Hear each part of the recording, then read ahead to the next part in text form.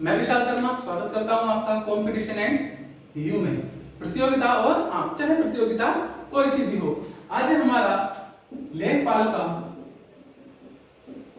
हम इस समय जो प्रैक्टिस सेट कर रहे हैं वो लेखपाल के पर्पस से कर रहे हैं। तो लेखपाल का हिंदी का प्रैक्टिस सेट नंबर 3 बिल्कुल जरूरी है हिंदी, क्योंकि या तो हिंदी 25 नंबर की आएगी या फिर 50 नंबर की। अब ऐसे या क्यों बोला जा रहा है, क्योंकि अभी ये गवर्नमेंट ने क्लियर नहीं किया है या डिपार्टमेंट ने क्लियर नहीं किया है कि कितने क्वेश्चन आएंगे। तो 25 आएंगे, 40 से 50 ऐसे ही कुछ आएंगे, पर जितने भी आए हमारा मोटिव पूरा है, हमें लाने हैं पूरे में से पूरे नंबर, ताकि बन जाए लेखपाल और कर दे अपने सपनों को पूरा। तो चलिए शुरू करते हैं आज की क्लास इस क्वेश्चन के साथ। लिखा है निम्नलिखित में से संयुक्त व्यंजन कौन सा है। संयुक्त व्यंजन आप लोगों को सिखाए गए हैं, वर्णमाला आपने कितनी अच्छे से सीखी इस बात का प्रमाण देता है। और आपने वर्णमाला नहीं देखी तो डिस्क्रिप्शन में जाए, लिंक है हिंदी की वीडियो को, वहां जाके आप हिंदी की पूरी सीरीज को देखें या फिर प्लेलिस्ट में जाकर भी आप देख सकते हैं। तो A B C D 4 option आपके पास है। आपके पास संयुक्त व्यंजन, संयुक्त व्यंजन तो 2 वर्णों के मेल से बना हो और वो है य। ये किसके मेल से बना है? ये बना है ज प्लस वहां के मेल से, ये इनके मेल से तैयार हुआ है। चलते हैं क्वेश्चन नंबर 2 की तरफ, जिसके अंदर लिखा है श श श अ से कौन से व्यंजन कहलाते हैं। ये चारों कौन से व्यंजन हैं? प्रकंपी, स्पर्शी, स्पर्श व्यंजन या ऊष्म संघर्षी व्यंजन। तो बहुत अच्छे से मालूम होगा आप सभी को, ये ऊष्म संघर्षी व्यंजन कहलाते हैं। कौन से व्यंजन है? ऊष्म संघर्षी व्यंजन। चलते हैं क्वेश्चन नंबर 3 की तरफ, जहां लिखा है नेताजी ने कहा था तुम मुझे खून दो मैं तुम्हें आजादी दूंगा। इस वाक्य में कौन सा चिन्ह लगा है? इस वाक्य में कौन सा चिन्ह लगा है? पूर्ण विराम चिन्ह, अल्प विराम चिन्ह, उद्धरण चिन्ह या प्रश्नवाचक चिन्ह। तो देख रहे हो ये क्या है? उद्धरण चिन्ह। क्या है बच्चों? उद्धरण चिन्ह, ऑप्शन नंबर सी। ये आपको यह पता होना चाहिए, क्योंकि चिन्ह से भी क्या होता है हमारे एग्जाम में क्वेश्चन लगातार पूछे जा रहे हैं। क्वेश्चन नंबर 4 की तरफ बढ़ते हैं। लिखा है वर्ण किसके योग से बना है? आपको बताना है चित्र किसके योग से बनता है। ऑप्शन नंबर ए, बी, सी या डी। तो मैं बता दूं ये बनता है कै। आधा कै मतलब व्यंजन वाला हरंत लगा हुआ, ये पहचान होती है प्लस 66 कोण। इनके मेल से आपका 66 बनता है। तो ऑप्शन नंबर ए बिल्कुल सही आंसर आपके लिए होगा। आप मुझसे पहले आंसर देने की कोशिश करें, it will be better for you. चलते हैं क्वेश्चन नंबर 5 की तरफ। लिखा है हमारे पास शुद्ध वर्तनी का चयन कीजिए। स्पेलिंग एरर का क्वेश्चन है भैया, तो बताओ कौन सा सही लिखा हुआ है? कुमुदनी, कुमुदनी, कुमुदनी या कुमुदनी। तो ये लिखा हुआ है कुमुदनी, बिल्कुल सही जो है सी। आपने कुमार विश्वास की एक पोयम सुनी होगी, भंवर कोई कुमुदनी पर मचल बैठा तो हंगामा, हमारे दिल में कोई ख्वाब पल बैठा तो हंगामा, अभी तक डूब के सुनते थे सब किस्सा मोहब्बत का, मैं किस्से को हकीकत में बदल बैठा तो हंगामा। चलिए बताना कैसी नहीं लगेगी, कुमार विश्वास ने लिखी, मुझे बस याद है। तो कुमुदनी क्लियर है, नाम भी याद होगा, अब याद भी हो जाएगा कि कैसे लिखा जाता है। ऑप्शन इसका आंसर सी।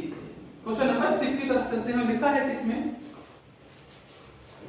निम्नलिखित वाक्यों में संज्ञा पदबंध क्या है? बताना है संज्ञा पदबंध। सभी प्रश्नों के उत्तर देने वाले बच्चों को पुरस्कार मिलेगा। सभी प्रश्नों के उत्तर देने वाले बच्चों को पुरस्कार मिलेगा। अब ये संज्ञा पदबंध की बात हो रही है, तो वाक्य कहां खत्म होना चाहिए? सर जिस संज्ञा पर खत्म होना चाहिए आओ देख लेते हैं। पुरस्कार मिलेगा, क्या मिलेगा? संज्ञा है? नहीं। सभी प्रश्नों के उत्तर देने वाले बच्चे, बच्चे संज्ञा है, बिल्कुल है, जातिवाचक। सभी प्रश्नों के उत्तर, उत्तर संज्ञा नहीं है, ये भी संज्ञा नहीं है। Option number B. देख लो ना, मतलब आप आसानी से काम कर सकते हैं। पदबंध को याद रखना कि कैसे ढूंढे जाते हैं, बड़ी आसानी से हमने इसमें आंसर निकाल लिया। ठीक है, तो ये सामने क्वेश्चन नंबर 7 में लिखा है गांधी को राष्ट्रपिता कहा गया। गांधी जी लिख देते, सम्मान देना चाहिए, बापू जी थे। चलिए गांधी को राष्ट्रपिता कहा गया। वाक्य में संज्ञा किससे किस रूप में परिवर्तित हो रही है?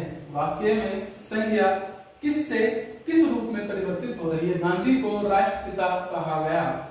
जातिवाचक से व्यक्तिवाचक में, व्यक्तिवाचक से जातिवाचक में, व्यक्तिवाचक से भाववाचक में, या फिर भाववाचक से जातिवाचक में? आपको बताना है कि क्या आंसर सही होगा। तो देखिए व्यक्तिवाचक से ये कन्वर्ट हो रही है आपकी भाववाचक में, ठीक है ना, किसमें कन्वर्ट हो रही है, भाववाचक में। तो ऑप्शन नंबर सी इसका सही आंसर होगा। क्वेश्चन नंबर 8 की तरफ चलते हैं। लिखा है यह कौन सा सर्वनाम है, नीचे दिए गए विकल्पों में से सही विकल्प का चयन कीजिए। निजवाचक, पुरुषवाचक, निश्चयवाचक या संबंधवाचक। तो ये है बच्चों आपका निश्चयवाचक। यह जो शब्द है ये कौन सा सर्वनाम है, फिलहाल निश्चयवाचक सर्वनाम है। क्लियर है। अब आप ये भी कहेंगे सर यह तो सार्वनामिक विशेषण में भी आता है, पर यहाँ पर कोई पूरा वाक्य नहीं दिया हुआ, तो मूल रूप से सर्वनाम ही माना जाता है। कौन सा, निश्चयवाचक। पूरा वाक्य होता तो उसका कुछ चेंज हो सकता था। 9 की तरफ चलते हैं। लिखा है दो समान अर्थ शब्दों की पुनरावृत्ति के बीच में किस विराम चिन्ह का प्रयोग होता है। अल्पविराम, अर्धविराम, योजक या कोष्ठक। तो जो दो शब्द लिखते हैं उसके बीच में डैश लगाते हैं और ये आपका योजक होता है। क्या होता है, योजक। तो 9 का सी आंसर सही होगा।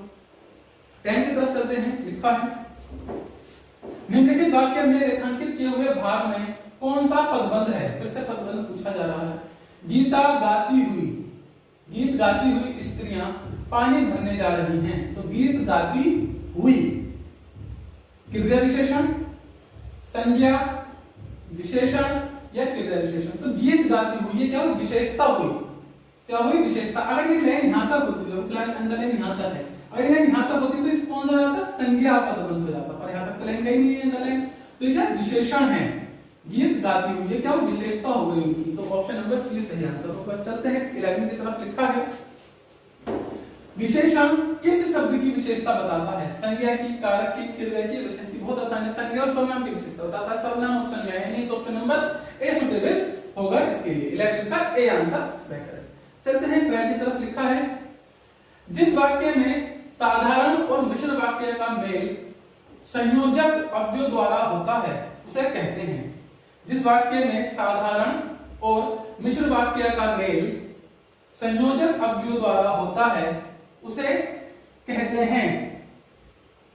मिश्र वाक्य, संयुक्त वाक्य, सरल वाक्य या प्रश्नवाचक वाक्य, तो उसे कहा जाता है संयुक्त वाक्य।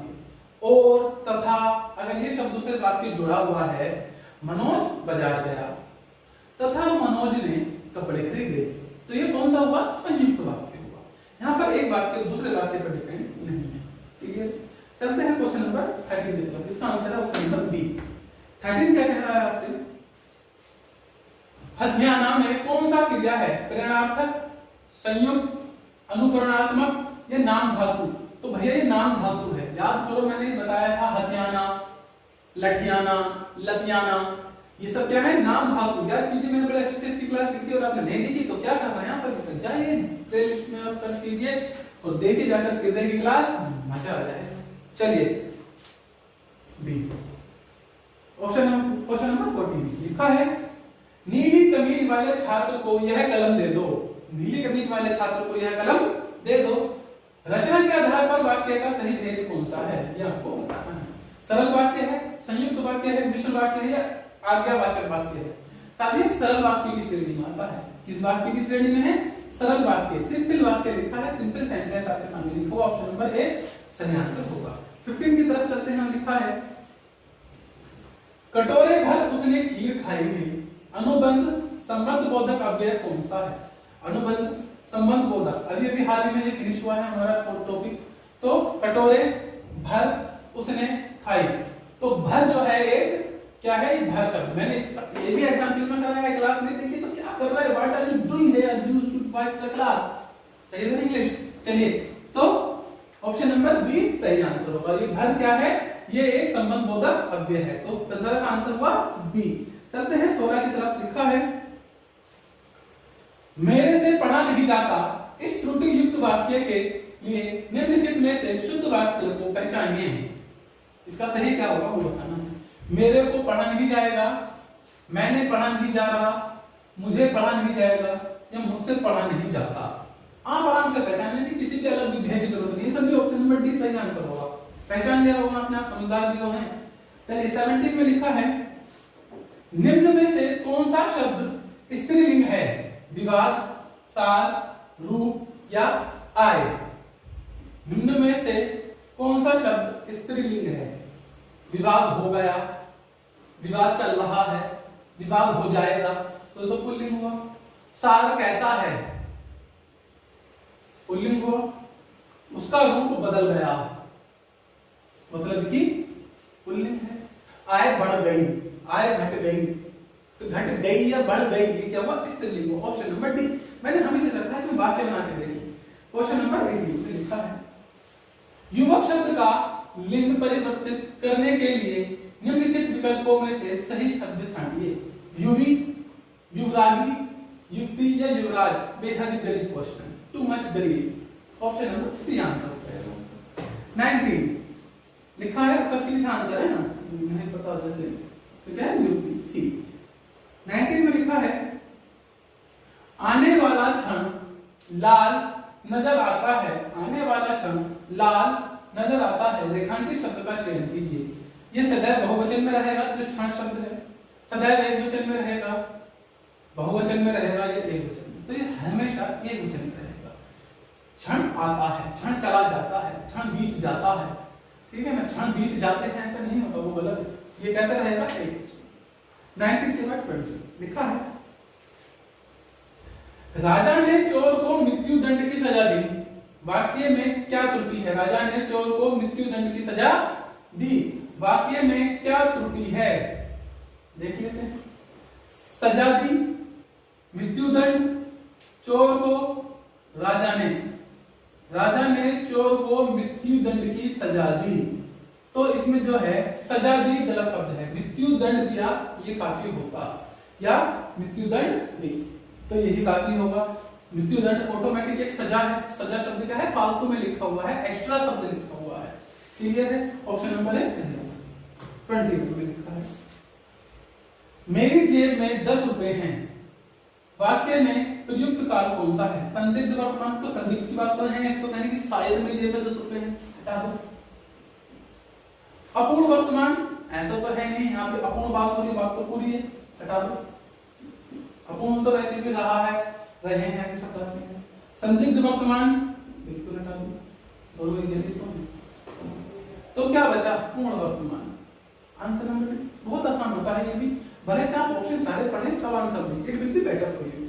22 में लिखा है वाच्य के कितने प्रकार होते हैं? तो भैया वाच्य 3 प्रकार के होते हैं, 4 के होते हैं, 1 के होते हैं, कोई प्रकार नहीं होते, 3 प्रकार के होते हैं वाच्य, ठीक है ना? कृतवाच्य, कर्मवाच्य और भाववाच्य। ऑप्शन नंबर ए सही आंसर। चलते हैं क्वेश्चन नंबर 23 की तरफ। लिखा है मुख्य अतिथि के सम्मान में यह आयोजन किया गया है। इस वाक्य में रेखांकित शब्द में कारक बताइए। सम्मान में तो अधिकरण है, कर्ता है, कर्म है या संप्रदान है? तो भैया अधिकरण है, में और पर। में शब्द हो या पर हो, ये दोनों किस में आते हैं? अधिकरण में आते हैं। फिलहाल कौन सा है? में है। तो ऑप्शन नंबर ए सही आंसर होगा। चलते हैं क्वेश्चन नंबर 24 की तरफ, जहां लिखा हुआ है 24 में आपके पास निम्नलिखित शब्दों में से कौन सा तत्सम शब्द नहीं है? निम्नलिखित शब्दों में से कौन सा तत्सम शब्द नहीं है? कुसुम, भूमि, भूषिका, वंश या नेह?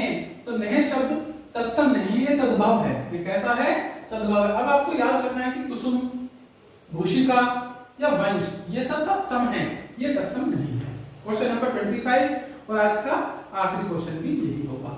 लिखा है गधा का तद्भव तत्सम रूप है। गधे का तत्सम रूप गधा, गर्दभ, गर्दभ या गर्दभ। तो सही ऑप्शन क्या है? ऑप्शन नंबर डी, ये गर्दभ सही है।